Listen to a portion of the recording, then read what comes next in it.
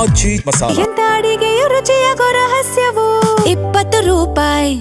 ರಾಜ್ಯವನ್ನೇ ಬೆಚ್ಚಿ ಬೀಳಿಸಿದ್ದ ನಕಲಿ ಔಷಧಿ ದಂಧೆಕೋರರಿಗೆ ಈಗ ನಡುಕ ಶುರುವಾಗಿದೆ. ಜೀವ ರಕ್ಷಿಸಬೇಕಾದ ಜಾಗದಲ್ಲೇ ನಕಲಿ ವಿಷ ಉಣಿಸ್ತಾ ಇದ್ದ ಈ ಮೆಡಿಸಿನ್ ಮಾಫಿಯಾವನ್ನ ಬುಡ ಸಮೇತ ಕಿತ್ತೊಗೆಯಲು ವಿಶೇಷ ತನಿಖಾ ತಂಡ ಅಂದ್ರೆ ಎಸ್ಐಟಿ ಈಗ ಅಧಿಕೃತವಾಗಿ ಫೀಲ್ಡ್ಗೆ ಇಳಿದಿದೆ. ನಿನ್ನೆ ಕಮಿಷನರ್ ಕಚೇರಿಯಲ್ಲಿ ನಡೆದ ಹೈ ವೋಲ್ಟೇಜ್ ಸಭೆಯಲ್ಲಿ ಏನೆಲ್ಲ ಚರ್ಚೆಯಾಯಿತು, ಯಾರೆಲ್ಲ ಭಾಗಿಯಾಗಿದ್ರು, ಇಲ್ಲಿದೆ ನೋಡಿ ಕಂಪ್ಲೀಟ್ ಡೀಟೇಲ್ಸ್. ನಕಲಿ ಮೆಡಿಸಿನ್ ದಂಧೆ ಮಟ್ಟ ಹಾಕಲು ಅಖಾಡಕ್ಕಿಳಿದ ಎಸ್ಐಟಿ. ಜನರ ಜೀವದ ಜೊತೆ ಚಲ್ಲಾಟ ಆಡಿದವರಿಗೆ ಶುರು ನಡುಕ.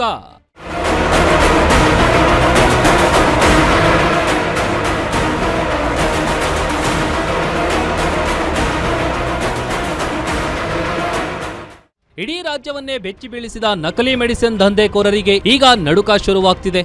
ಬೆಂಗಳೂರಿನಲ್ಲಿ ನಕಲಿ ಔಷಧಿ ಮಾಫಿಯಾ ಮಟ್ಟ ಹಾಕೋದಕ್ಕೆ ಎಸ್ಐಟಿ ತಂಡ ಅಖಾಡಕ್ಕಿಳಿದಿದ್ದು, ಮಾಫಿಯಾವನ್ನ ಬುಡ ಸಮೇತ ಕಿತ್ತೊಗೆಯಲು ಪೊಲೀಸ್ ಇಲಾಖೆ ಅಲರ್ಟ್ ಆಗಿದೆ.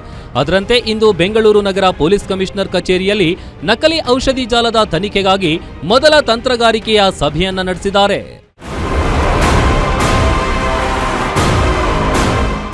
ಎಸ್ಐಟಿ ಮುಖ್ಯಸ್ಥ ಡಿಐಜಿ ವಂಶೀಕೃಷ್ಣ ಅವರ ನೇತೃತ್ವದಲ್ಲಿ ನಡೆದ ಈ ಮಹತ್ವದ ಸಭೆಯಲ್ಲಿ SP Lokesh Jagalasar, SP Shivaprakash Devaraj, Tavarekere inspector Maruti ಹಾಗೂ ಆರೋಗ್ಯ ಇಲಾಖೆಯ ಉನ್ನತಾಧಿಕಾರಿಗಳು ಭಾಗವಹಿಸಿದ್ರು.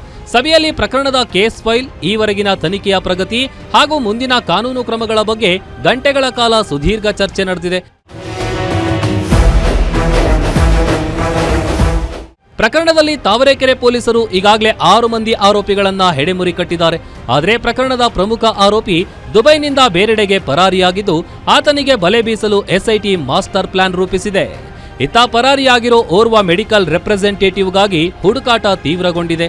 ಈ ಪ್ರಕರಣದಲ್ಲಿ ಅತ್ಯಂತ ಆಘಾತಕಾರಿ ವಿಷಯ ಅಂದ್ರೆ ಮೆಡಿಸಿನ್ ಮೇಲಿರೋ ಲೇಬಲ್ ಮಾತ್ರವಲ್ಲ, ಬಾಟಲ್ ಒಳಗಿರೋ ರಾಸಾಯನಿಕ ಮಿಶ್ರಣವು ಸಂಪೂರ್ಣ ನಕಲಿ ಅನ್ನೋ ಬಲವಾದ ಸಂಶಯ ವ್ಯಕ್ತವಾಗಿದೆ.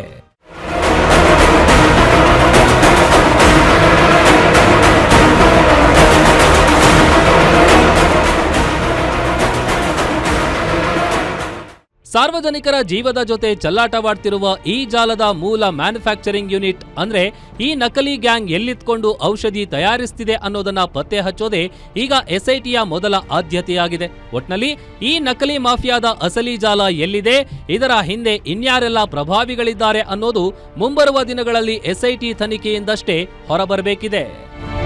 Ajay Kumar, crime bureau, Guarantee News, Bengaluru.